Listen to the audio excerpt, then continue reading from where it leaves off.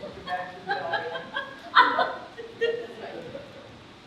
We get to open at this year's festival with Unbalanced Force, written by Maggie Brown, who comes to us from, see, I had to write this down because, let's see, she started out in Independence, Missouri, went to New York, then to California. Here's the cool thing, she spends summers at Skookum Creek. So she's like local, kind of, sort of, in a roundabout way. She's been doing theatrical stuff for years and years and years, all kinds of stuff. She's done live theater, she's done TV, she's written, she's acted, she's directed, she's done a lot of it. The first production of a play that she wrote was in 1983. Go ahead and write that down, I can't remember. So, we get to watch this one. One of the interesting things, she told me a little story about this one. She said once she started writing this, by the way, its original name was The Truth About Lost Stuff. Give you a hint. She said she started writing this and weird things started happening. They went on a trip, she and her husband got in the motorhome, they took off, they parked someplace and they couldn't find the keys. Couldn't find the keys anywhere. Looked where they were supposed to be and they were not there. Fortunately, they had an extra set, so they managed to get home. Looked in the bag where they were supposed, those original keys were supposed to be in the first place, and guess what? There they were. So, now if I can get back out of here. The other way. Out of here. I don't know, I can't get out. I'm stuck. There it is. Unbalanced Force.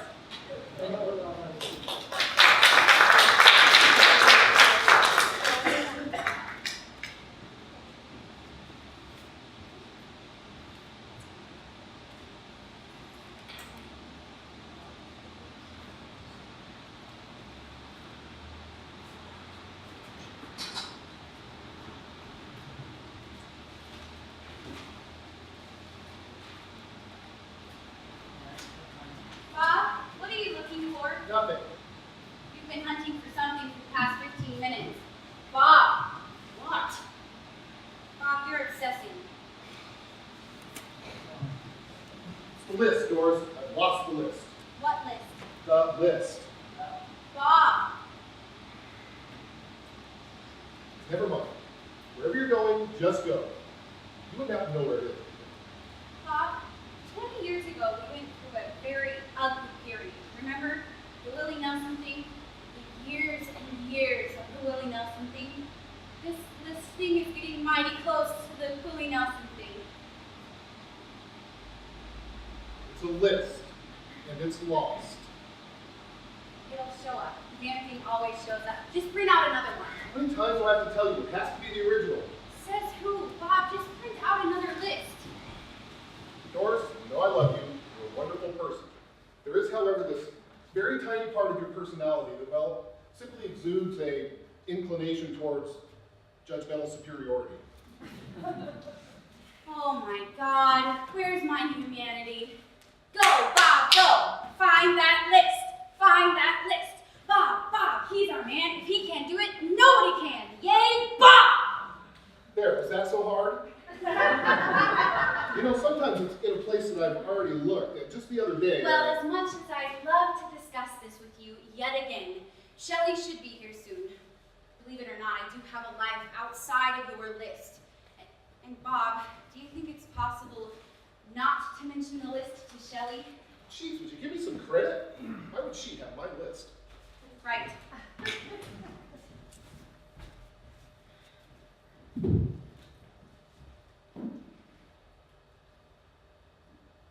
Hey, Chuck.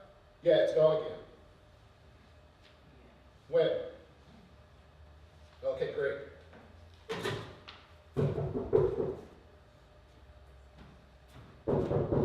Could you please get the door?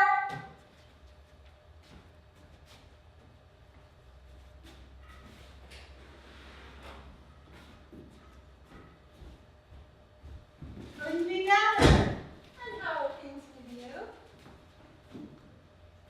You won't find it until you stop looking for it. Find what? Whatever it is you've lost. What makes you think I've lost something? Doris, I'm here. Are you ready to look 10 years younger? Okay, I'm so very, very ready. Let's go. Oh, sweetheart. We're going for a makeover from the neck up. Even at 10 years younger, you don't want your neck up to match your neck down. Shelly, this is fine. It's comfortable. Well, it's fine if you're going to the grocery store, the 99-cent store for produce. When we look 10 years younger and fabulous, we're going to celebrate our rejuvenation by going out for dinner, drinks, and male evaluation. So, Doris, you need to crank it up. Shelly, you've cranked it up for the both of us. Let's go. No, please, you or me. You'll thank me later. Okay, I called Chuck. He's on his way over. Who's Chuck? Is he single, straight, estranged from his children? Chuck is someone who unfortunately encourages Bob's views on life's more bizarre mysteries. Why do you keep saying that? It isn't a bizarre anything. Shelley, microbiologist Dr. Andrew Cleland took a strip of metal as thin as a human hair, but still visible to the human eye, and after refrigerating that metal, he put it inside of a special bell jar and he sucked all the air out of that jar. And then he plucked it like a tuning fork. And do you know what happened? It both moved and didn't move. Presenting the question that if an object can be in two places at one time, can that object be manipulated? You know, Doris, all I ask is that you keep an open mind. Come on, Bob. Living with you, my mind is more open than a 7-Eleven. But today, I would rather go someplace with the hopes of looking 10 years younger than to stay here and watch you and Chuck inventory our entire life from a list. So what's the point of the jar moving and not moving? And really, more importantly, who's Chuck? Chuck is a friend of Bob's. A really good friend, and smart, Mensa smart. Shelly, trust me, he's not your type. I'm not sure he's anyone's type. Let's just go before he gets here. Chuck! Could today be the day? Today could be the day. Ready? Ready. Ready for what? Electric bill. Electric bill. Shelly, let's just go. Keys. No, Kids. you really need to change. Keys, his. Measuring spoons. Are you kidding me? Measuring spoon. What the hell are they doing? Checking inventory. Shelly, please, let's go. Favorite pen.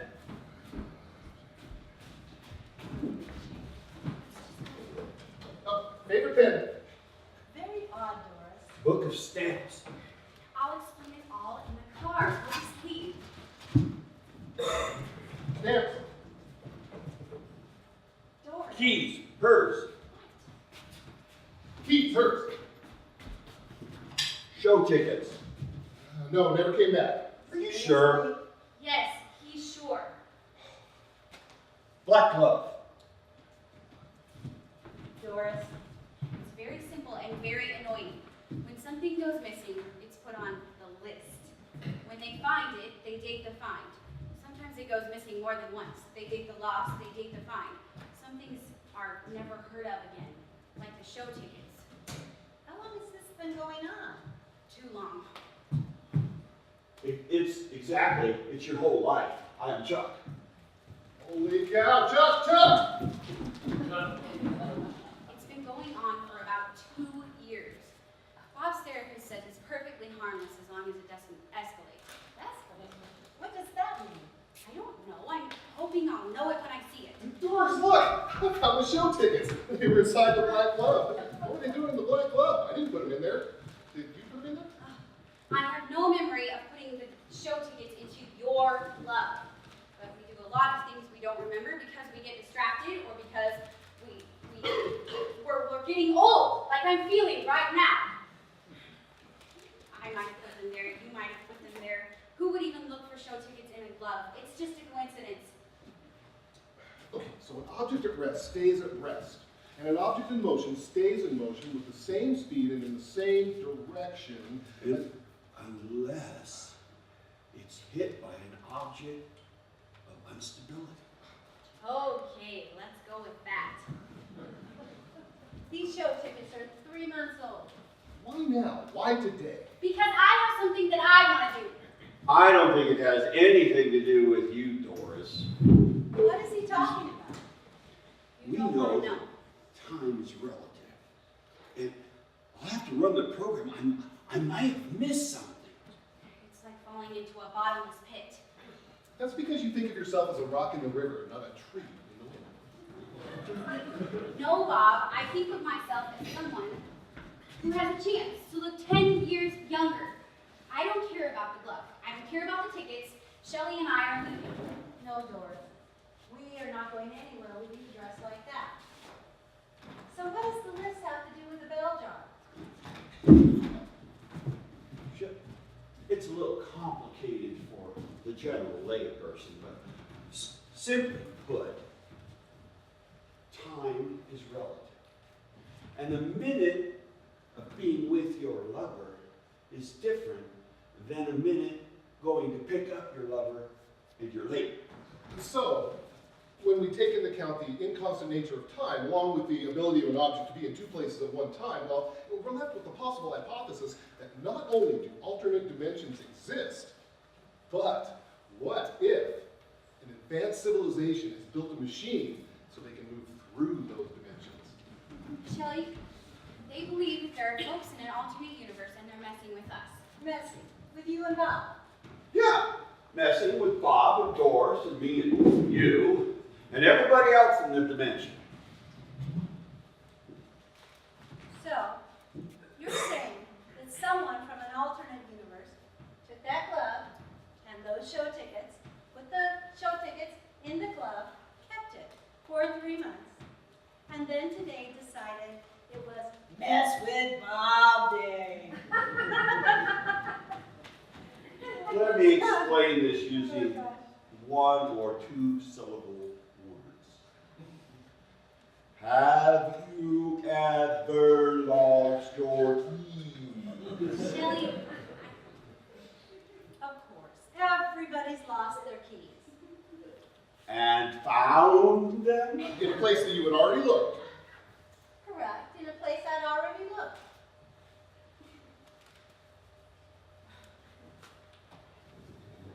I'm never going to look 10 years younger, am I? Honestly, Doris, not in that outfit.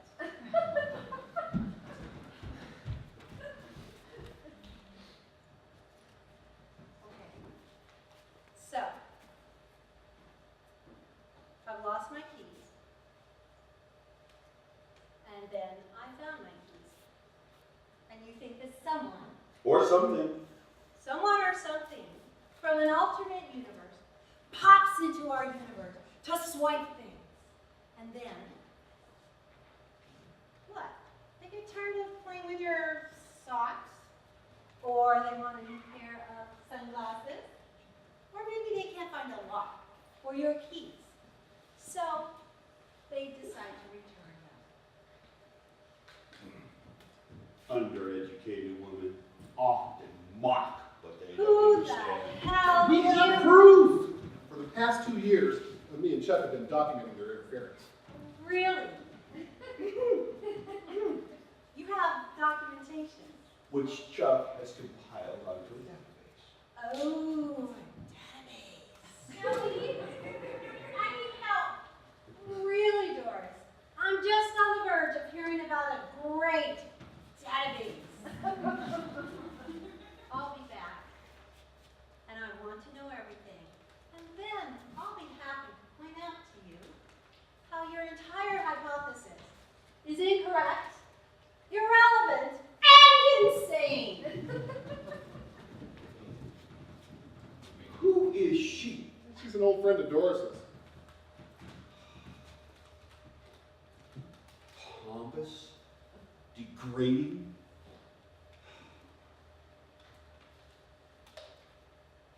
Yeah, she's been divorced 3 times. Always with a different guy. Nasty! Oh. Nasty. Pompous, degrading, and nasty. I like her. What do you think? I think they took my list. No, I mean about me and Shelley. Focus, Chuck! Okay, boys, we're back. So, tell me about the database details. Shelly, listen, I hear about this every day, and trust me, you would not be interested. Not so much interested as entertained. We have plenty of time. Relax, Doris. They have a database. And after over 2 years of tracking, we believe that we are on the cusp of an incredible scientific breakthrough. Bob, you mentioned this breakthrough to Dr. Clark. Jeez, Doris, do you think I'm an idiot? Of course I haven't mentioned it. You think I was nuts. Bob, beware the Willie Nelson slippery slope. Doris, this is nothing like the Willie Nelson incident. Look very nice. You know Willie Nelson? Hasn't he told you? 20 years ago, Bob was a claims adjuster with Allstate. During a particularly heavy period of devastating disasters, both to people and property. And Bob, he is a very sensitive man. Oh, thank you, Doris.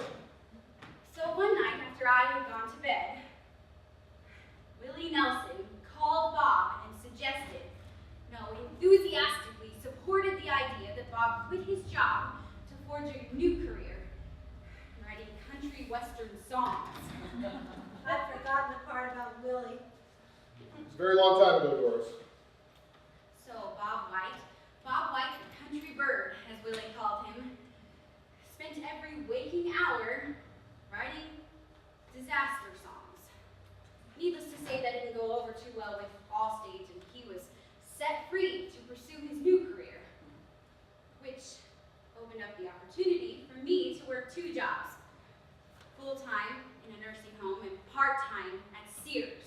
Plus, I constantly had the privilege of retrieving our 2 children from places that he took them but forgot to bring them home. And a fine job you did. Hey, if you ever want to hear a good song, I got one. Yes, over 2,000, including Treasures in the Trash. Pauline fell and broke her hip, and my personal favorite, the 5-casket funeral. We lost our house. Actually, we lost everything. We had to move in with my parents. There was a small time frame, about a year, where Bob was housed in a safe environment with regular medication distribution. Thankfully, no one believed his unrelenting assertions that my mother was trying to poison him and my father because she came from a long line of women who poisoned their husbands. So you don't know Willie? Doris, this is nothing like that. Yes, you have no children to lose, and you're not wearing a headband with fake braids. And I'm happy. I appreciate that, Bob, but I want to be happy too. I realize that this was difficult on both of you, but just think, if Bob wouldn't gone on that journey into the darkness with Willie, he wouldn't have been able to absorb the clarity and the actual being able to get into the concept of multidimensional existence. You know, there's a lot of people out there that are exploring this multi-dimensional existence. Some people believe in global warming, some don't. You believe that there are people in an alternate universe that amuse themselves by stealing your socks. Our socks? This is happening, Doris. But why? Is it a game? Maybe for every minute that we spend looking for our stuff, they get points that they can cash in on airline miles or some government benefit. Look, we know they exist. We've sent them a note and they've sent it back. They sent back our note. Just thinking about it makes it hair on arm stand straight up. Look. Oh, wait. Bob, are you saying that you've communicated with an alternate universe? About 3 months ago, I couldn't find the phone bill. So I took a sticky note and I wrote on it, "This sucks. I know who you are. I want my phone bill back now." And I put it in the last place that I absolutely remembered having the phone bill. Well, the next morning I woke up and I found the phone bill. And attached to the back of it was, guess what? My God. The sticky. The sticky. Oh my God. Exactly. Show me your list. Shelley, what This are is you this doing? this is actually a copy of my list with Bob's list on the back. You see, because we thought that this might happen, that they would take it, you know, and we figured they would check it against their list. Is a brilliant maneuver. Chuck's also a futurist. Such a snappy dresser.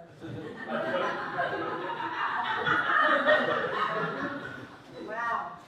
Your friends have been busy. Either that or you are very bad at taking care of your things. Taken, return, recommended target. What is recommended target? Grace Lee? Is that a person? That's an experiment. You want them to take people? Well, actually, I just figured if they take people, they might as well take my neighbor, Grace Lee. She's a chain-smoking, bigoted piranha who's a know-it-all, and she looks at everybody's mail and she steals all the coupons. So you think that by putting her name on the list, that they might remove this person, like they removed the phone bill? It's an experiment. Are there people on your list as well? I don't have my list. And what happens to these people after they're sucked into an alternate universe? Well, actually, Doris, thinking of someone being taken, disappearing into an alternate universe, is better than thinking of them meeting a terrible end somewhere.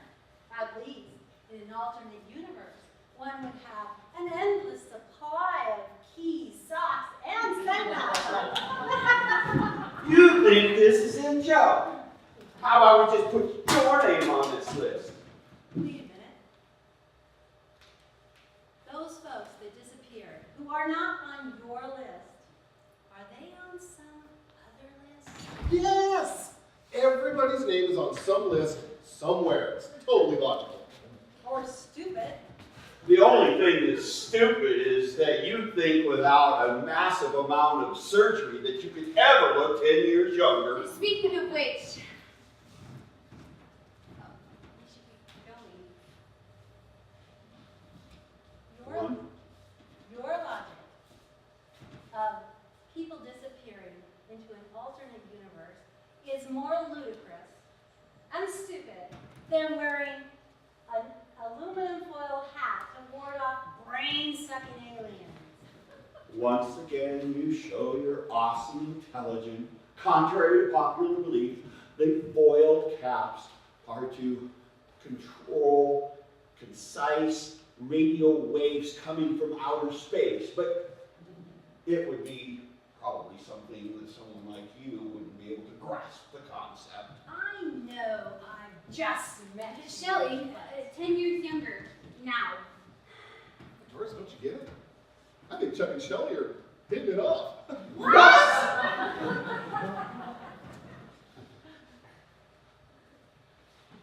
Bob, she'd be perfect if it wasn't for her self-inflated idea of herself and her low IQ and her fantasy of looking 10 years younger would be anything but a miracle. Well, buddy, if there's anyone that needs a miracle, it isn't me. See, what did I tell you? Sparks are flying, juices are flowing. Hey, Ed, why don't we all get together for dinner next week? But if I'm not here, you guys go ahead without me. Bob, where are you going? Next week, Bob, I don't think your boy Chuck here would have enough time to embrace the concepts of bathing and adult dressing. Chuck, where is Bob going? Well, I know where I'm not going, and that's to dinner with her. Chuck! I don't know. Bob, where are you going? What's missing today? Your list. Your list is missing. Right, so as soon as I get that list back, I'm putting my name on it. I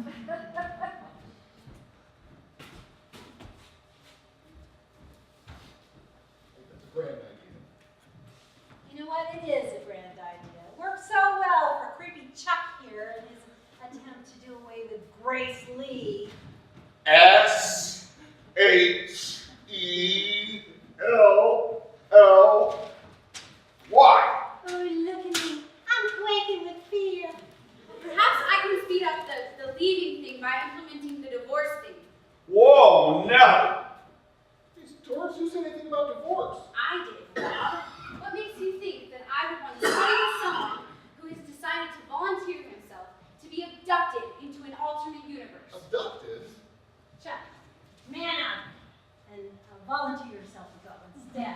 see this? This is your name here, and I have no intention of ever seeing you again.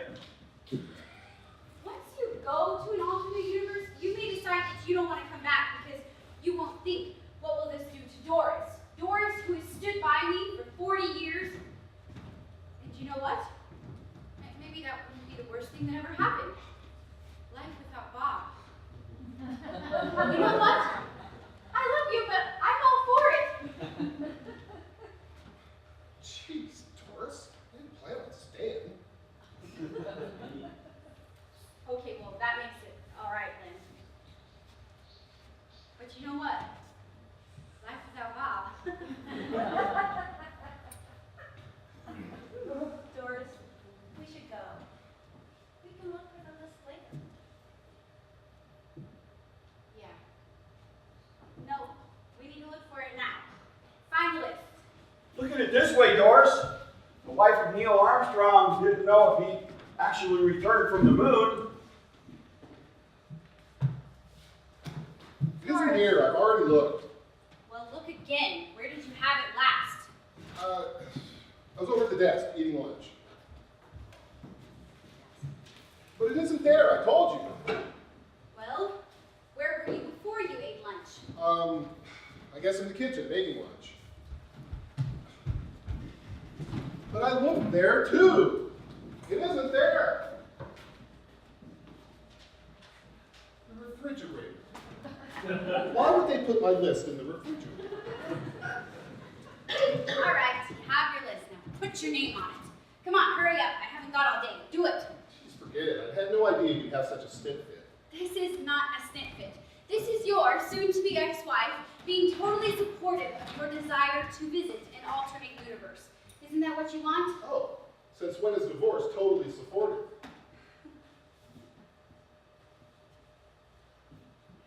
Since when? Come on, Shelley. With Bob gone, my time is now my own. Bob isn't gone. Nope, not gone. Who knows if or when they'll even take him. Yeah, if or when. Here's the deal, Chuck. I no longer care if or when they take him. In my mind, Bob is already gone. And because I love him and will always love him, I hope he's having a fabulous time. Take care of him. He's a good man, but now he's yours.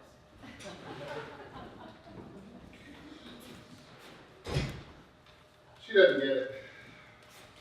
No, it's a woman thing. Science demands sacrifice. Yeah, my ex didn't get it either. Oh well. I'm taking my favorite pen and I'm putting my name down on my alternate universe list. You want to go too? Sure. They're not going to take Grace Lee. They're not going to take that Shelley woman. There. Done. Set in stone. All right. You know, they must really like this pen. It's been over like 7 times. I'm glad they keep sending it back though. It's my favorite pen. Chuck, oh my gosh. Chuck. What if the only things that we get back from the alternate universe are things that we really, really, really want back? I mean, once you lose a sock, does it ever come back? Usually not. No. Because who cares about socks? Well, sometimes they come back. Sometimes. Hey, what if we don't like it in the alternate universe? Well, then we just come back. How? A new frontier. Well, my pen goes, and then it comes back because I really, really, really want it back. But without Doris to want me back, geez, we could be stuck over there forever. Doris! My battery's dead. Doris is going to drive, but her keys weren't in her purse. Take it. Retrieved from the black hole. Doris, I love you. If they take me, it'll be against my wishes. Great. When the police list me as a possible suspect in your disappearance and hound me for years because they think I murdered you, the thought that you went against your wishes will no doubt be of great comfort. Look, here's the thing. I put my name down on my list before I really thought it through. And look, I'm scratching it off right now. But if they still want me, the only way for me to get back is if someone here really, really, really, really wants me back. If they take me, would you want me back? So that's the way it works, huh? I have to really, really, really want you back. You know, I'll just have years when I come to it. If I can look 10 years younger for one day, then I can look 10 years younger every day. And with you gone, well, let's just say the playing field is wide open. I can only hope that your life will be as fun as mine. Don't wait up for me.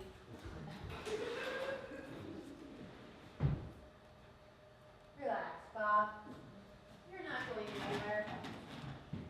I have to tell you guys, you are way off base with all this alternate universe stuff. You want to know who's messing with you? And you're right. There is someone messing with you. Somebody is trying to send you a message. Shelley, we know who's been messing with us. Dead people. I don't think it's dead people out of an alternate universe. Really? Where do you think they hang out? Well, I don't think it's here stealing your keys. Okay, believe what you want, but you're just pissing them off with all this alternate universe stuff. Please, don't let me keep you from your appointment with multiple layers of makeup. Okay, have fun. But Bob, relax. You're not going anywhere, but I would pay as much attention to Doris as you do to that stupid list.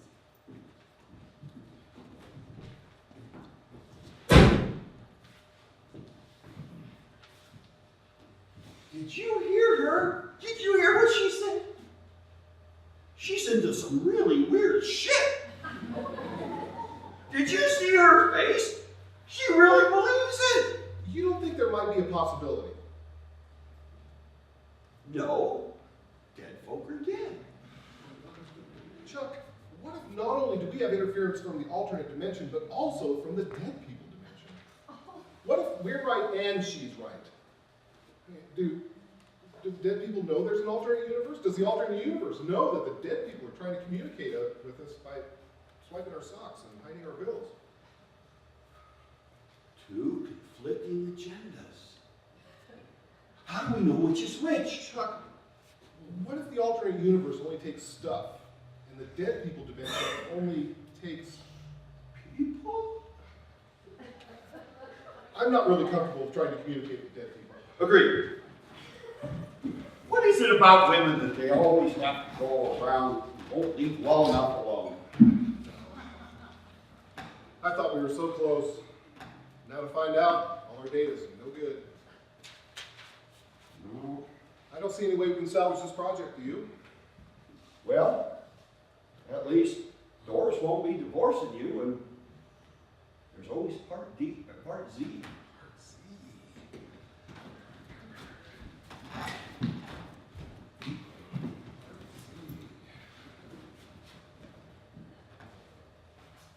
Let us don our astral blue perception. Do you think that Doris girl would like a man in a hat?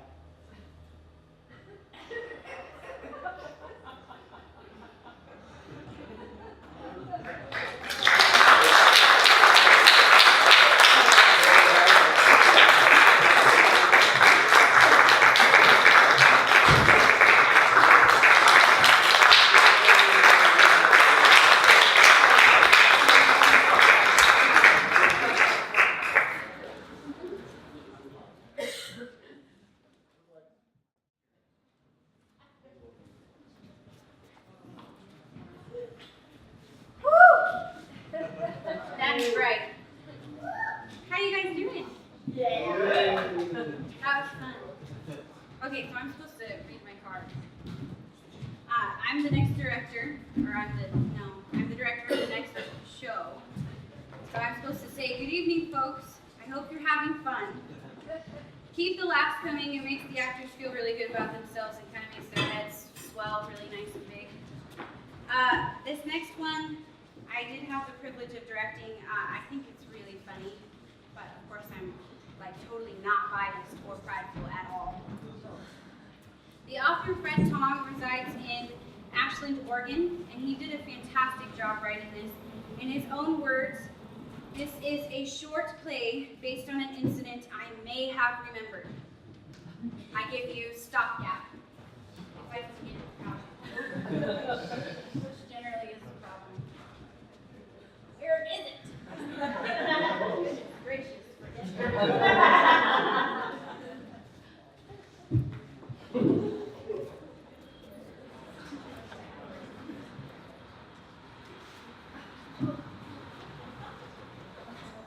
Hey, listen to this.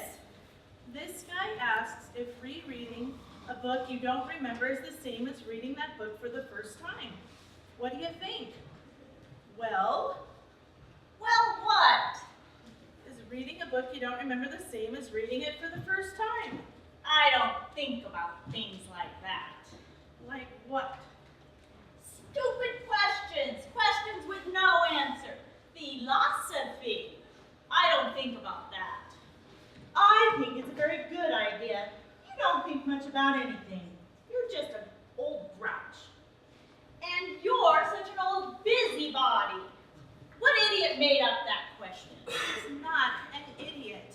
He's a famous playwright. Tom Stoppard. Sir Tom Stoppard. Sir Tom. Never heard of him. What'd he write? Rosencrantz and Guildenstern are dead, for one. Rosencrantz and Guildenstern? That's Shakespeare. No, it isn't. They're characters in Shakespeare, but Stoppard wrote a different play about them. Shakespeare isn't good enough for this stop it guy, huh? Not Stop It, Stoppard. And he's a wonderful playwright. I just love his plays, such clever ideas. In Rosencrantz and Guildenstern, he looks at Hamlet from the sidelines. R&G are just minor characters in the great drama going on around them, and they don't even know it. That sounds interesting. Sounds like we're all just minor characters in other people's dramas. Why'd I have to end up in your drama? I don't know. I certainly didn't invite you. You just don't care about anything. And you don't care about anything but poking your nose into other people's business. I wonder maybe we're just characters in one of Stoppard's plays. That isn't what I meant. No, that's what she meant. Sorry. Sometimes, anyway, we're not nearly clever enough to be in one of Stoppard's plays. All of Stoppard's characters were clever. Oh, I think we're clever enough. Some of us, anyway. Why don't you just stop interfering all the time? I wasn't interfering. I was having a conversation. You're just a nasty old woman who doesn't care about anyone. And I suppose you care about everybody. You interfering old Biddy! Stop, please! You're frightening me. Oh dear, I'm sorry. Now look what you've done.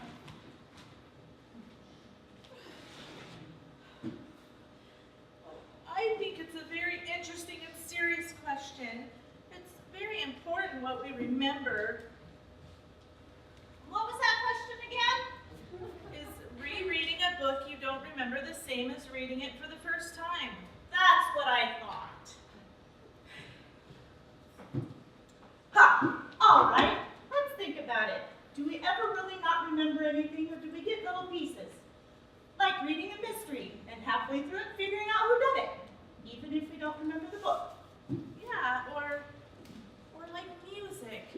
When you hear a passage from a symphony that you've never heard before, but you recognize it. Have you really never heard it? Or have you heard it and not remembered it? Is there anything such as a new experience? Hey, even if you have read the book before and you don't remember it, you would be different, so you'd have to come away with a different experience. Come on. If you don't remember it, you don't come away with any experience the first time. You just can't seem to let anybody be happy. You're the grumpiest old woman I've ever seen.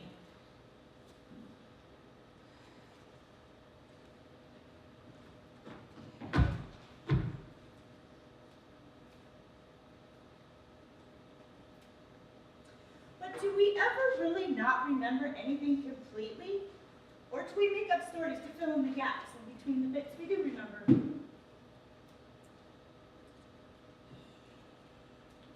I used to be really good at making up stories. I remember once. Used to be? Just ignore her.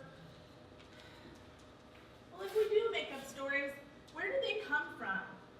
Do they come from our life, from books we've read, movies, TV? Maybe you invent them out of your imagination. I have a good imagination. I've always had one, I think. But does the imagination ever really create a new memory or just rework what's already in there? You know, to create a new memory. No, we remember exactly what happened.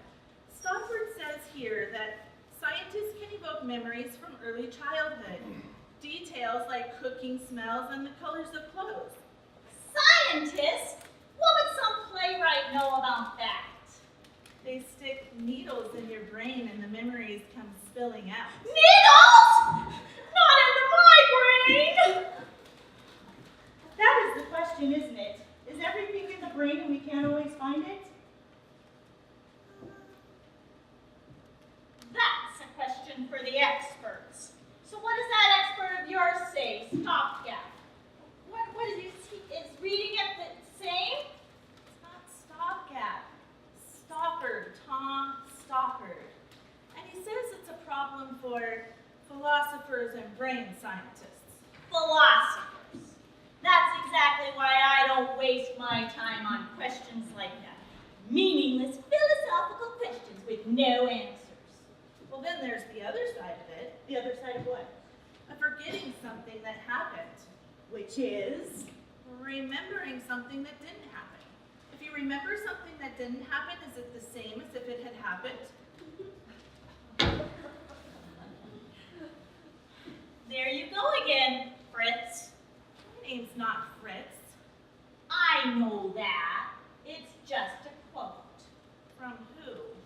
From a real expert on remembering things that didn't happen. I can't help being grumpy. I just wake up that way every morning. I can't remember a time when I didn't wake up grumpy. I am just a grumpy old woman. But I'm not nasty. Do you really think I'm nasty? You know, it's really all right for you to care about everybody. Oh. How do we remember things that didn't happen? I remembered something that didn't happen once. I remembered that my children made me Mother's Day breakfast in bed. It was so nice. I was so happy. But then when I brought it up to them years later, they said they didn't do it, that I just imagined it. I must have read it in a book somewhere. I wish they had made me breakfast, just once. That's so sad. Your children. Ungrateful brats. They are not brats. What would you know about my children anyway? I just wish they were close like they used to be. Can never go home again. You can't step in the same river twice. You can't take it with you. You can't take it with you. You can only take memories of it. This is a picture of my husband. I know it's my husband. He used to make me laugh. I remember laughing. He was blonde and dressed well. He was attractive, wasn't he? He was attractive, wasn't he? Wasn't he? I can't see him anymore. It's a photo of a blonde man I don't remember. In my mind's eye, it's a photo I haven't seen of a blonde man I haven't seen. I can't see him anymore. But if we aren't in somebody else's play, then who are we and what are we doing here? easy, old gal. Don't get excited, you'll be all right. Everything's fine. You're very upset. Please, tell me, what's wrong? I can't remember your names. Oh, that's all right. People forget names all the time. Other people forget what happened when. I can't remember what I used to look like. Everybody forgets something. I've never remembered facts myself. I only remember how I feel about them. I can't remember.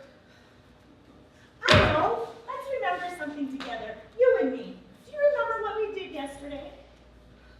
Well, I remember waking up in the morning and I remember going to bed, but there's this gap in between. I've got to fill that gap. I remember having lunch. I always have lunch. With you. I had lunch with you. Is that what we did yesterday? Did we have lunch together? I don't remember.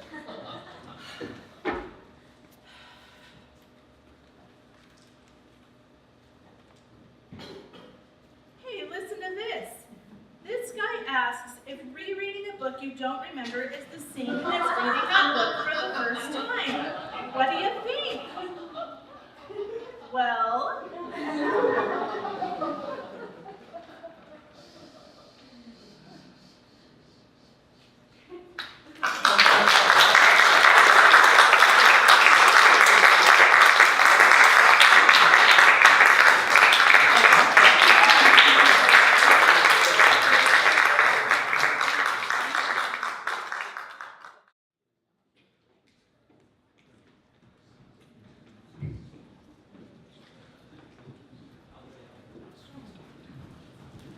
Good evening.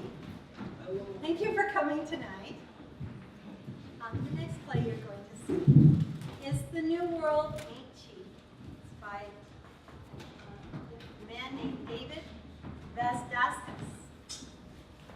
He lives in Brunswick, Maine with his wife and his 9-year-old son. And he is a playwright and an artist. And he specializes in writing historical comedies, usually one acts, but he has done full-length plays as well. He's produced in festivals throughout the U.S., the United Kingdom, in Australia, New Zealand, India, and the United Arab Emirates. Today, his story is opening in 1942 or 1492. Columbus sails the ocean blue. And it is Columbus who is on the stage when the curtains open, and he's going over his pitch. He's doing a pitch to King Ferdinand and Queen Isabella of Spain. This is his third time trying to get money to explore to the New World. And by his side is his lovely wife, Beatrice. So for you theater buffs, you may pick out some things in here that are either historically referenced or historically inaccurate. And it's kind of fun to do that, such as, I'll just give you a hint, the Santa Maria, that ship never made it back. So listen to what he does with that little historical fact. So anyway, I hope you enjoy it. Our cast has had a great deal of fun working with this. We really appreciate the authors that send these in, and enjoy The New World Ain't Cheap.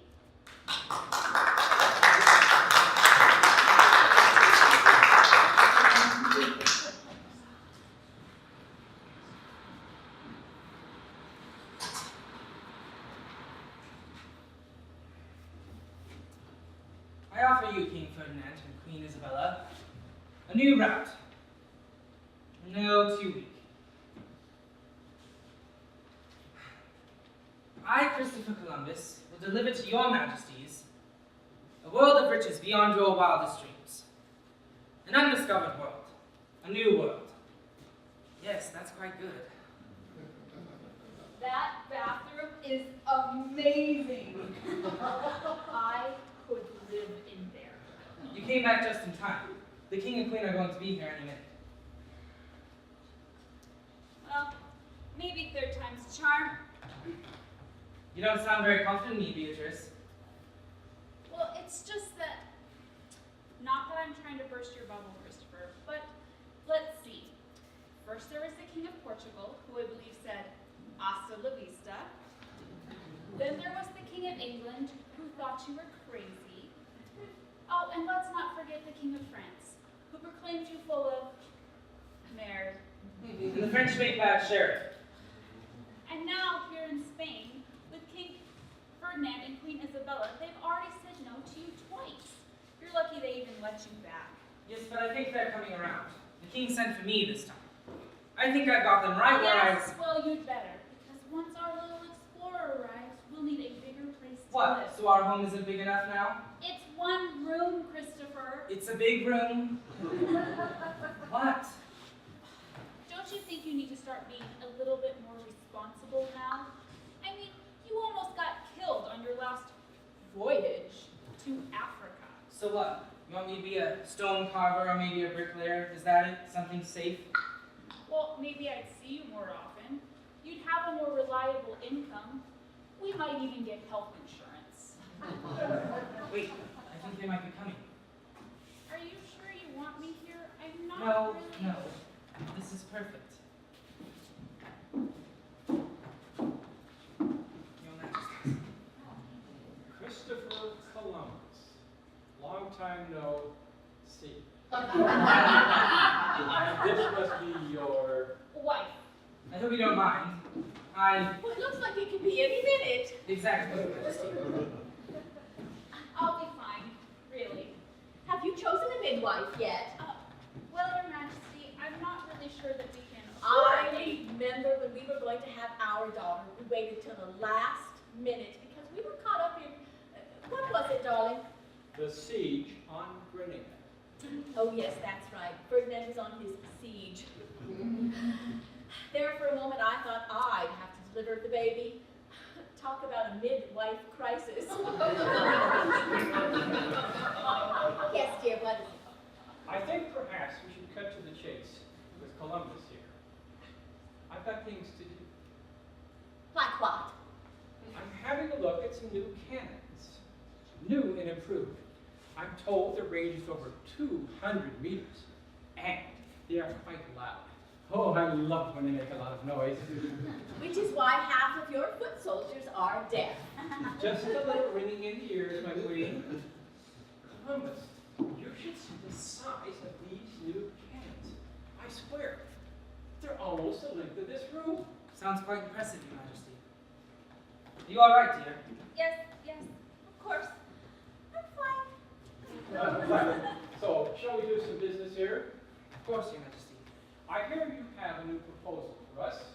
I certainly hope it's better than the last one. You were asking for the world in that contract. Exactly, Your Majesty. And that's what I will bring to you. A world of riches beyond your wildest dreams. To the west.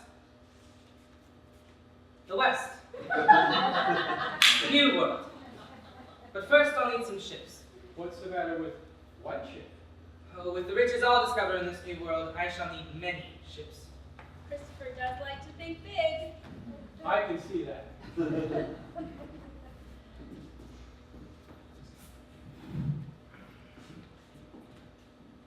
I'll give you 2 ships. I was imagining 4, my lord. Well, you can keep imagining. I'll give you 3. I can work with 3. Right then.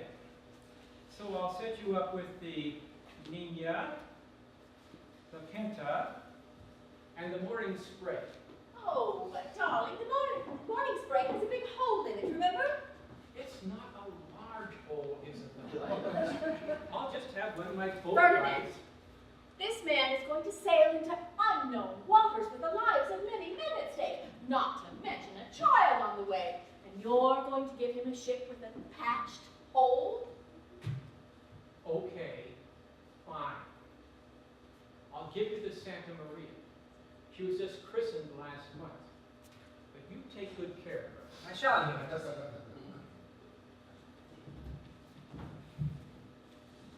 My goodness, look at the time. Oh, I'll be late for my... Ferdinand, I wouldn't trust that sundial. It always runs a bit slow. No matter, I've got lots to do. So, now are we done? Men, Your Majesty, I want some men. Wouldn't we all? How many men are we talking about, Columbus? 120, Your Majesty. 40 per ship. 120 men? Are you out of your mind? I'll give you 75. 100 would be the absolute minimum. That would 80, 95. 90. Deal. Right. So are we done now? Well, Your Majesty, there's one more thing that I... You see, in this new world, I'm imagining gold.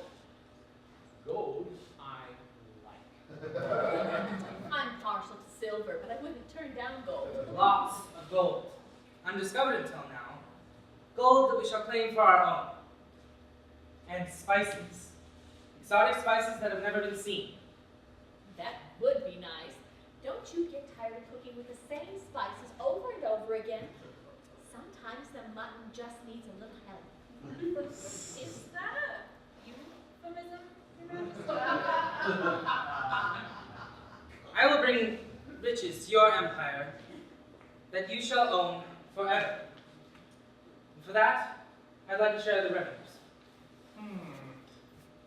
And what kind of a share are we talking about? 25%, Your Majesty? 25%? Marco Polo didn't get 25%.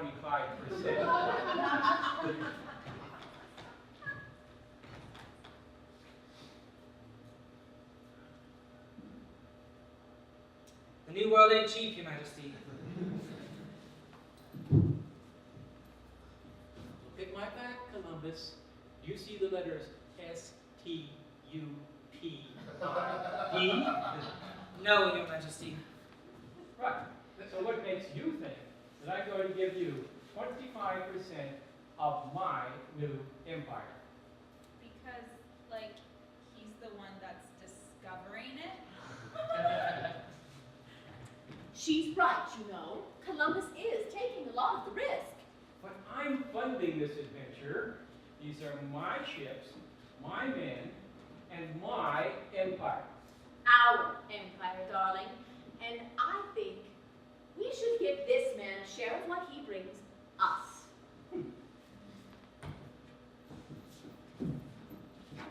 I'll give you 3%. Ferdinand, don't insult the man. I'll take 15, Your Majesty. 6, 12. 10. Deal. Right. So now, are we done? I'll need an advance. A grant, if you will. Just to cover incidentals. Incidentals. Well, Your Majesty, food for the voyage, navigational instruments, wages for the men, and perhaps a stipend for their families. That would be a nice touch, dear. This is becoming a costly little adventure. As I said, Your Majesty, the new world. Ain't cheap, yes. I'll give you a full accounting after I've drawn up my budget.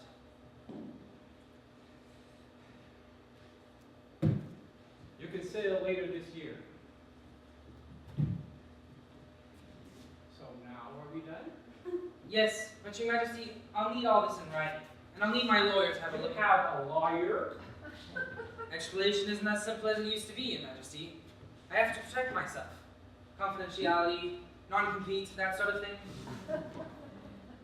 I should have been a lawyer instead of a king. They have more job security. Remind me to have our lawyer, Carrier Pigeon, a copy of the agreement to Columbus's lawyer. Thank you, Your Majesty. And thank you, my lady. Hang on to her, Christopher. Behind every great man is a great woman. I think you're doubly right, Your Majesty. You won't be sorry, Your Majesties.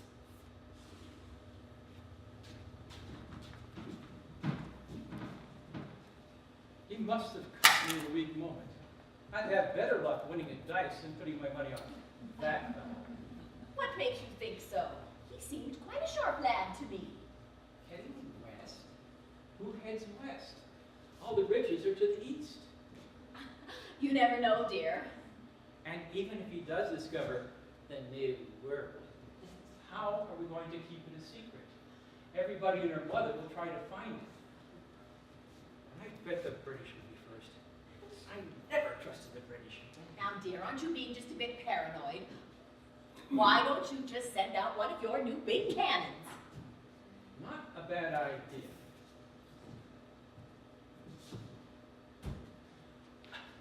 I just don't know how we're going to fund this. Oh, we'll think of something. I know. I will declare a new tax to fund this voyage. Ferdinand, another tax? We already have more tax collectors than citizens. Then we shall tax the tax collectors. I will issue the edict at once. A tax on taxes. Brilliant! You might want to put some of those new big cannons on the castle walls. There might be a revolt. New cannons, I like the way you think. First, we must summon a scribe to prepare the edict for the new taxes. Oh, wait. First, I must have my afternoon snack. All this negotiating has made me hungry. But dear, it is getting late. You can't have your cake and edict too. So, let's have a snack. The taxes can wait. Oh, you must be hungry.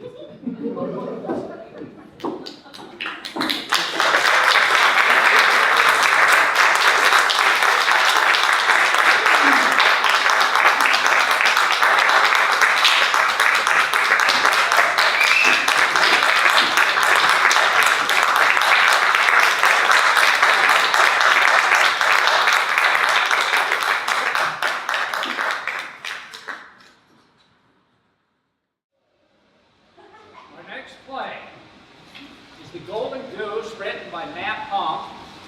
And Matt is a theater teacher in Elk Grove, California, just south of Sacramento. And he's also an 8-year-old baseball coach. And he quoted me in his bio that he's hoping this year to win more games than he loses. Now, Matt has been writing plays for 7 years, and they just finished a production of one of his plays in London.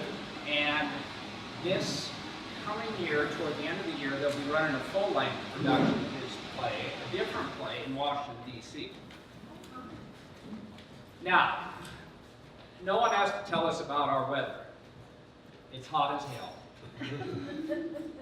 So I'm asking you to clear your minds and fast forward 3 months to October. The snap of the morning chill. The hills are beginning to turn, and the men are planning their hunt. Enjoy The Golden Goose.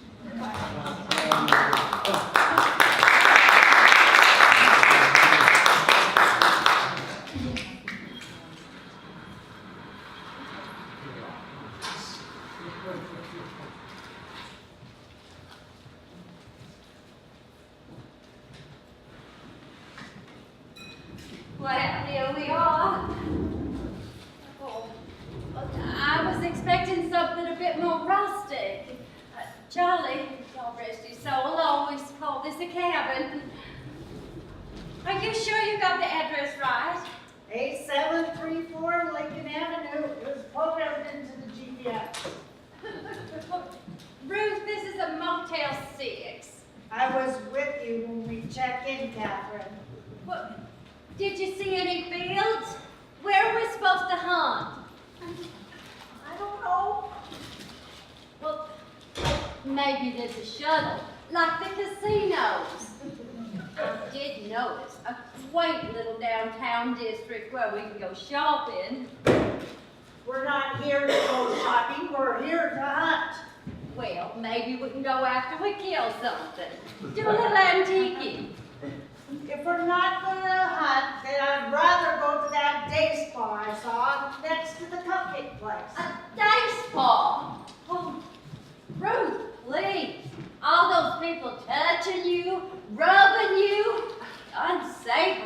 I call that. Why, I hear that some people have what some people call happily ever afters. That's when the masseuses, Brings the client to orgasm. I know, Catherine. It's called a happy ending. And they don't have them at day spas. Jiminy Christmas, Ruth, you don't have to be vulgar, and you don't know that. Women go to day spas. That women can have those things you were talking about. I tried to tell my Floyd that, but he never believed me. Charlie's shotgun. That's a shotgun? Well, he always said that too big of a bullet spoiled the meat. Oh. Still smells like him. Every year he'd come here on this hunting trip with his friends, and every year I'd wait for him to come home and pray to God that he didn't shoot himself. And now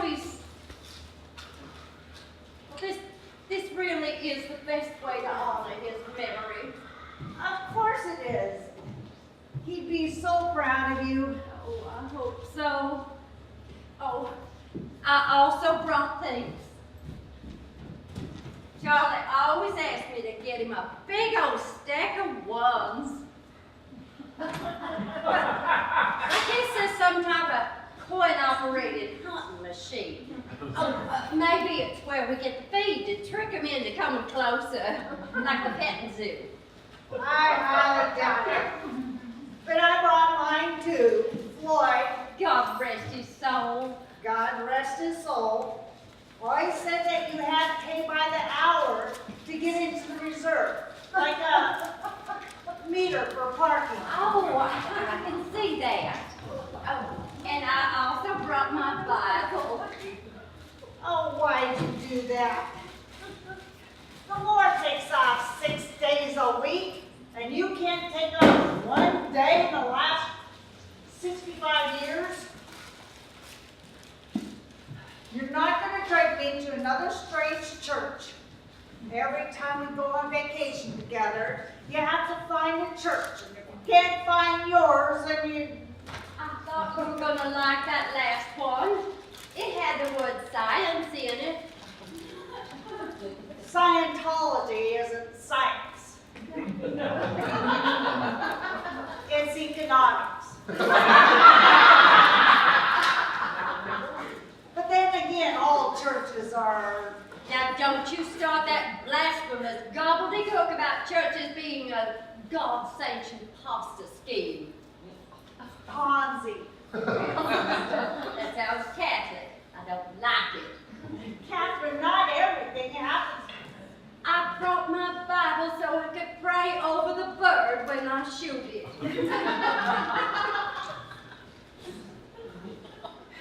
Well, I won't have that problem. Floyd. God rest his soul. When Honey never shot at things. That's why, in his honor, I'll miss right on every shot I make. Well, Charlie always got at least one, sometimes two. Why, he told me that one year he shot one, and as it came down, it knocked another one clean out of the sky. Oh, the Lord helps those who help themselves. But he never brought them home because he knew I didn't like the game meat. He was a nice man. He was my man. It's been a long year since he passed. They get shorter. They get much shorter. Well, let's change the subject. Oh, did you bring bullets? I tried to, but I was in this chat room and I met this very nice gentleman. A chat room? Oh my God, Ruth! All those old men trying to find out who's on hormone therapy and who's not. Asking those leading questions like, oh, I hope it's not too personal, but my sister just hit the change and wants to know. Well, that's what a woman in my church group said. I don't see anything wrong with looking for a little companion. Shit! It's pronounced ship. Companionship. Hey, boys. You look. Catherine, did you tell them we were coming? Cecil, dude, surprise! Catherine, Ruth, what are you doing here? Are you Crazy? lost? Is there something wrong? Oh, no, we just came to go hunting with you in honor of Charlie and Floyd. Why, Ruth is even gonna hang right just like Floyd did. What? Girls, I don't think this is a good idea. Well, why not?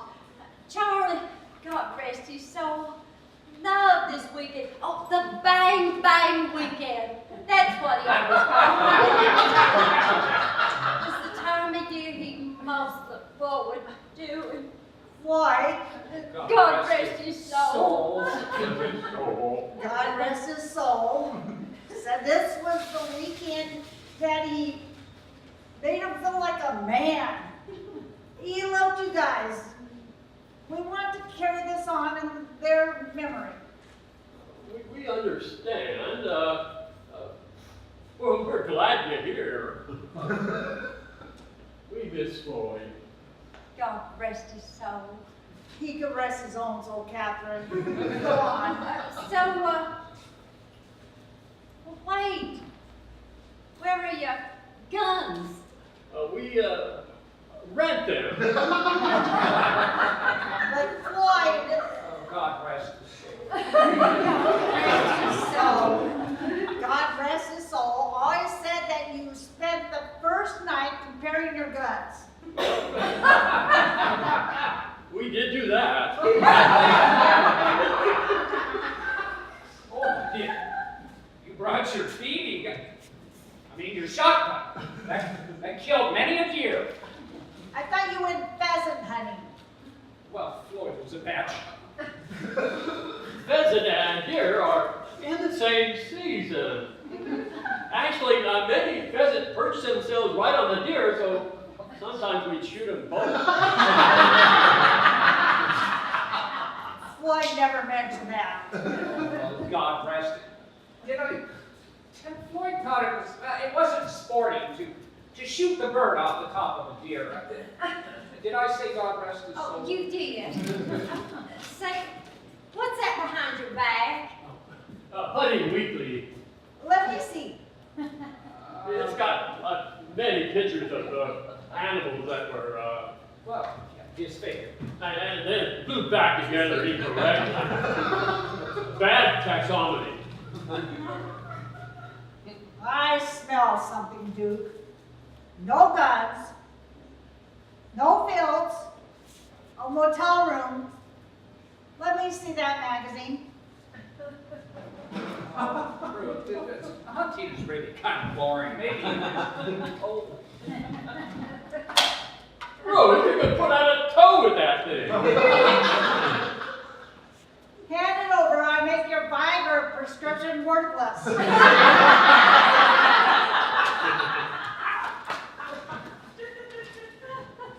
Voter's Guide to Gentlemen's Clubs? What's a gentleman's club? Let me see your wallet now. You're mugging me, all right. Right.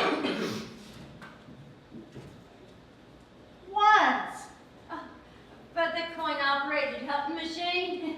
But I thought They're they not going hunting. They're going to strip clubs. strip clubs. My Charlie, God rest his soul, passes and you suddenly turn into perverts. All these years of hunting. Catherine, don't be so naive. They never hunted, did you? Well, sometimes we had to hunt around for an ATM machine. Wait a minute. Charlie lied to me? 45 years of marriage and he lied to me? What else went on those weekends? Tell me. that rude, but Charlie was a good man. And Floyd. God rest his. Floyd got drunk and passed out every time. And I couldn't tell, he couldn't tell me anything because he passed out. Welcome to my honeymoon. Did he bring any strippers back? No. Did he get those lamp dances? Lap dances. Laugh. Laugh?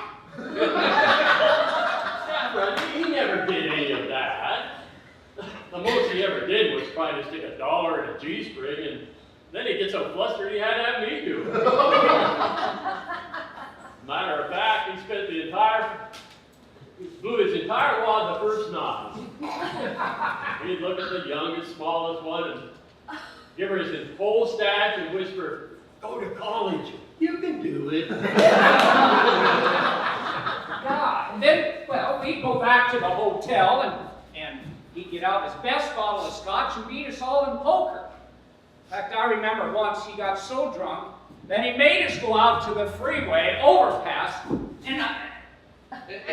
moon every Humvee that was going past. Well, he always said they were gas guzzlers for the less weathering down, but I never knew what he meant by that. Small penises. Oh, Floyd was good too. Hell of a poker player too. Floyd was who he was. I came to terms with that a long time ago. so we came here to honor my husband getting drunk, seeing strippers and playing poker. Well, we were just looking. No poker. We always joked about that. You're a vile man. You're all vile men. I can't believe this. This is the way I get to remember my husband. Honey, you get to remember him any way you want to. No, I don't. I can't erase this, knowing that he was this, here, and he lied. He lied to you, but he didn't do it to hurt you. This was the only time we had to get together. We were, had family and work, and we all had a chance to pretend we were something young. In fact, once he suggested we even go hunting.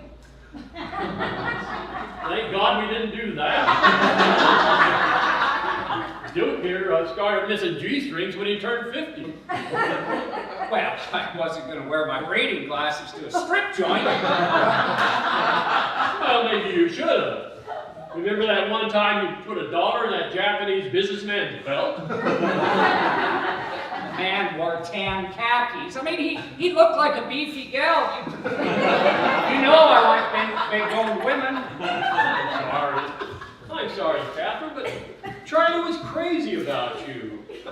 He used to get drunk and brag about how his wife was smarter than all of us tied together and stapled to a high school teacher. And his wife was better looking than, well, he thought you were pretty something. And Floyd was. Oh, shut up, God rest his soul. Well, I guess it's time to go.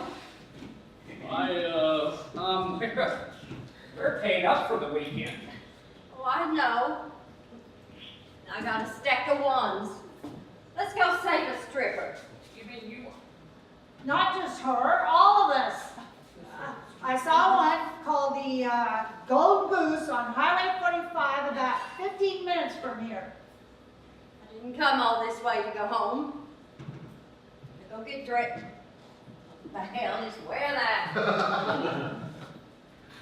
We're gonna go see some lap dances, moon some Humvees. I'm coming back here to take all your money at 5 Cardinal Pink. What? I'm not kidding. Let's go. Well, that part with the Humvee, that was only once, and it was cold. You drop your pants. I'll put a baby in your ass. Grab my Bible, Ruth. Oh, and don't forget your ones. They won't listen to Jesus unless you tithe.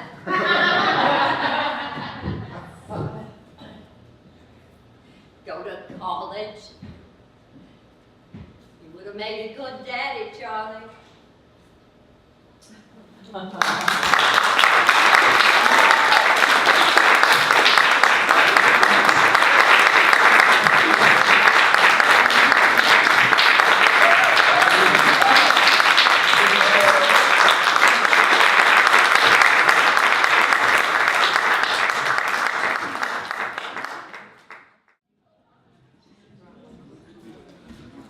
Hi, I'm Julia Monty.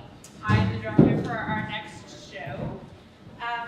This one was written by Maggie Brown, who also wrote Unbalanced Force, which was the very first one that you guys saw. Maggie had quite an extensive background in theater. She's directed, she's acted, she even acted on TV. She did a couple of commercials and guest starred on some TV shows. And she obviously wrote as well.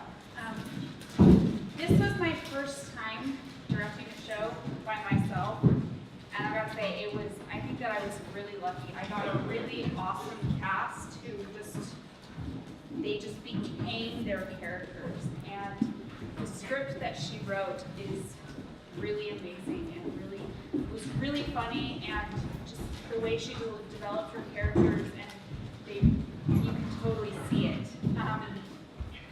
I had a lot of fun working with them, and so much fun watching them grow, and I really hope that you enjoy it and laugh as much as I did throughout the entire process. We're still not done. So I guess I'll just keep talking. There's a lot of fun things that they did and a lot of stuff they came up with up by themselves, but I was so happy that they did that. They were just awesome. So. Don't want that. I don't have anything else to say. All sing, dance. Okay, it looks like they're done. So, without further ado, Roy and Bunny.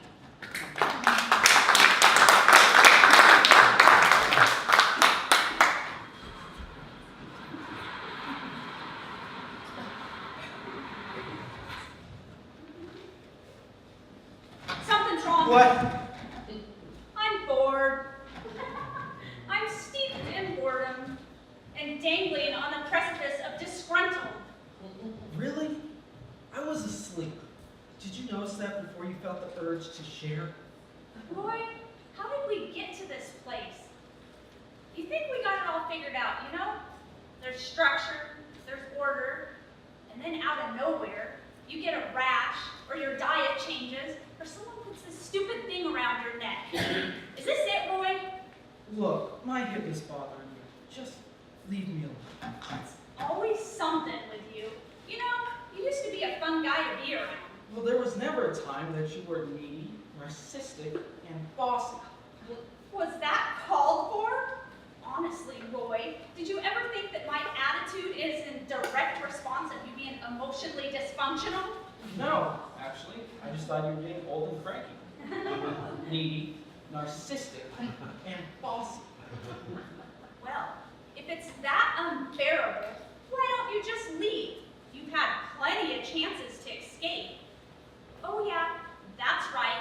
Not much call for somebody whose only talent is to play dead.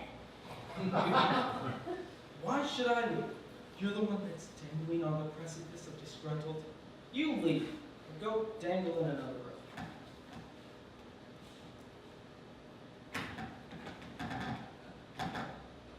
You heard it? I smelt it. Get ready. Hey! It's that guy from down the street. Hey there! Hello? Don't you think he's a bit spunky for you? I bet he's going to the park for a run. You going to the park for a run? It's a great day for a run. It's a great day at the park. Okay. All right. See you later. Are you going to the park for a run? Shut up! You shut up. You shut up! I don't want to shut up. Oh, I'm getting out of here. When that door opens, I'm going to zip on out and I'm going to take myself over to his house for a little visit. They know you. Do you think you're going anywhere? What difference does it make to you? You're not coming. I might. You're not my boss. I want to be there when, once again, he doesn't even acknowledge your existence. Oh! Oh! Oh my God! Oh my God! Is that you? Jealous? Oh, congratulations! You possess the ability to empty a room in 30 seconds. It's a talent. It's my talent.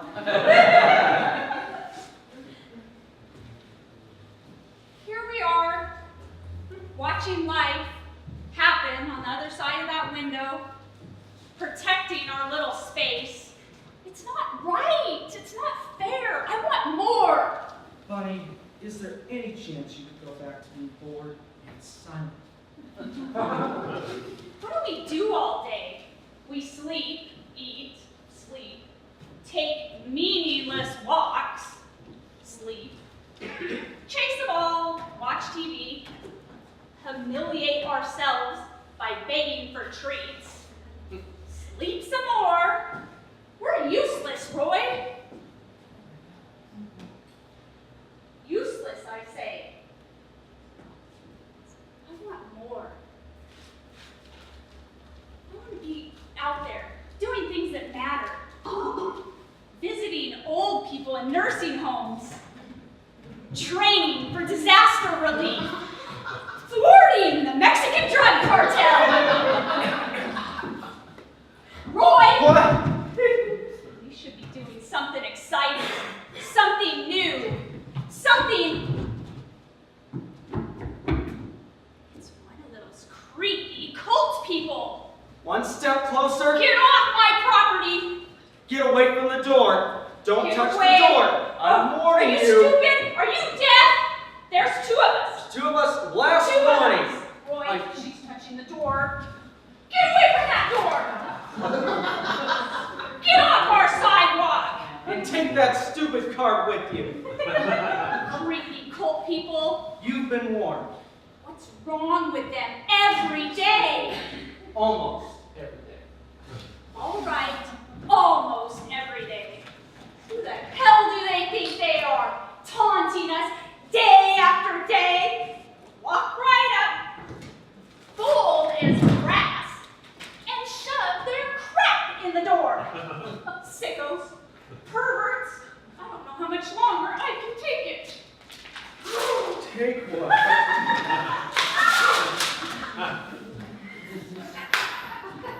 Or maybe it has nothing to do with us.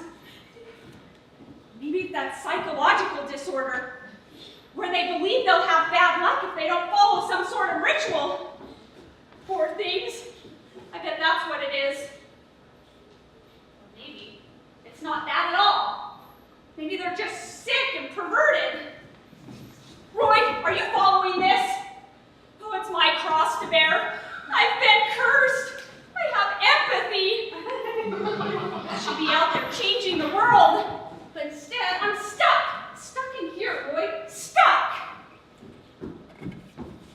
I miss our backyard. Bunny, enough with the backyard. I thought moving here would be new and exciting. Don't you miss our backyard? Bunny, enough with the backyard. Have we ever been able to take a walk without someone shoving their fist under our nose? And then they think if they talk to us like morons, it's okay to scratch us. I don't mind a fist being shoved under your nose, the moron talk, or someone molesting your head. What are you doing back there? Trying to have a little me time. Okay, now I get it.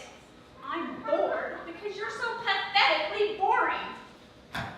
I'm gonna get out of here tonight. Maybe I'll come back, maybe I won't. Oh, don't you do it! Get away from that bush!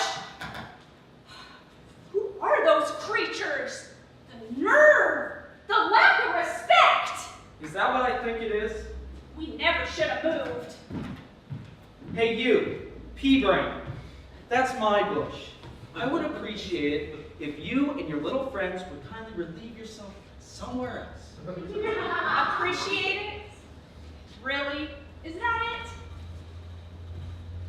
Get out of here! Get! All three of you! Don't look at me like that, you parasitic ne'er-do-well. Get going, or I'm gonna come out there and rip out your throat. You got them! Look, they're moving! They're moving! Over there!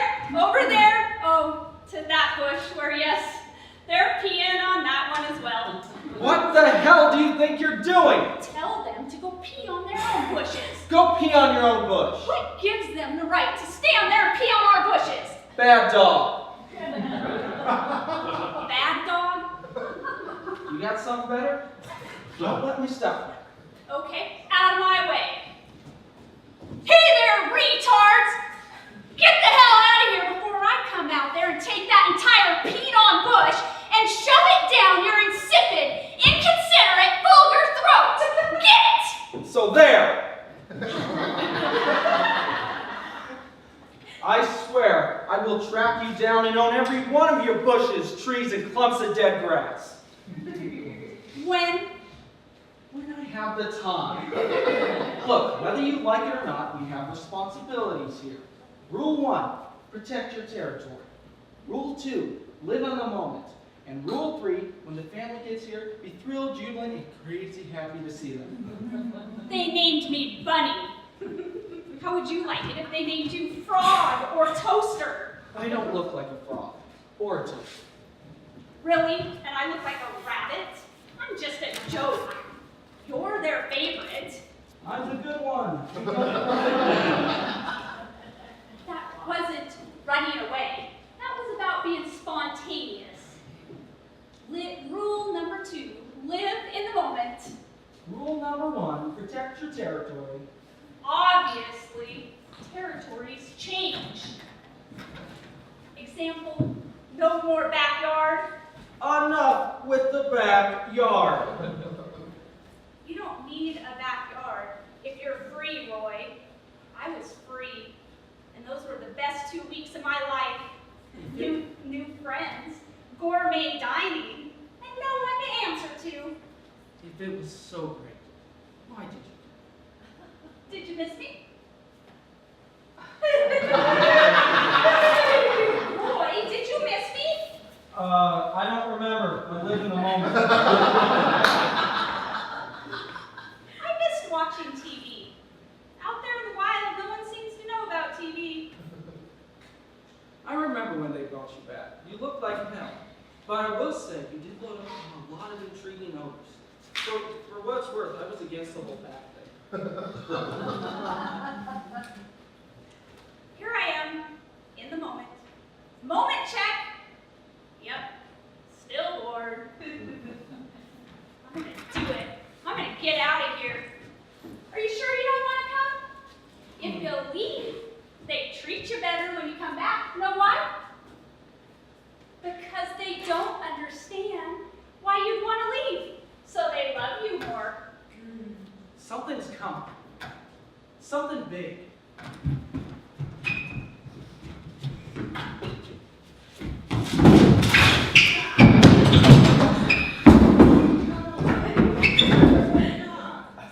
What's wrong with you? What's wrong with you? It's an onslaught, I'm telling you. Maybe I don't care. Don't care. Don't care. How could you not care? Go lick yourself. I'm sick of you. Yeah, you're not the boss of me. Want a bet?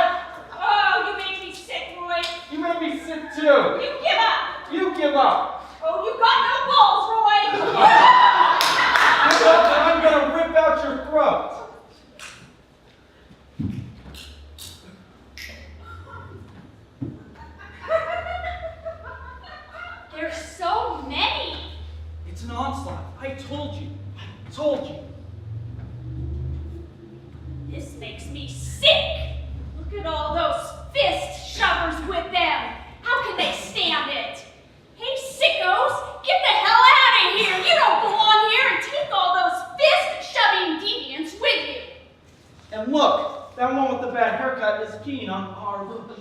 And another one is squatting on our sidewalk. It's a damn pee-for-all. And they act like it's perfectly fine. I swear, I will find out where you live. Yeah, where you live. All of you. Especially the one with the stupid haircut. And I will spread my urine, unlike burial spraying a malathion during the eradication of the dreaded medfly. That's a good one, Roy. I forgot about the medfly thing. Leave, or I'm coming out and I'm gonna rip out every one of your throats. Oh yeah, we're coming out. We're gonna rip out all your throats. Are you deaf?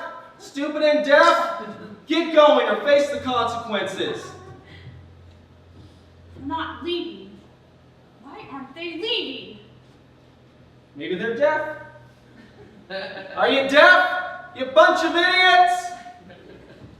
Get out of here before we come out there and... Oh, just get out of here, you lowlifes! You bag of trash! Communists! I can't believe they aren't leaving. Look at them, just lounging about our property. Look at all those fist shovers. Their mouths are moving a mile a minute. Oh, there's gonna be hell to pay. I tell you that. When I get out of here, I know exactly what I'm gonna do. Haven't you ever heard of the 3 rules? Roy, they don't care about the 3 rules. Look at them. Roy, what if when we were in here, things changed out there? What if the 3 rules no longer mean a damn thing? Impossible. Leave. You're making me mad. Really, really mad. And if I have to come out there, I'm gonna rip out every one of your insignificant throats. Nothing. I'm telling you, something has changed. I'm in the moment, and something has changed. What's changed? Nothing's changed. They're all deaf. That's why they're all together. Something has changed.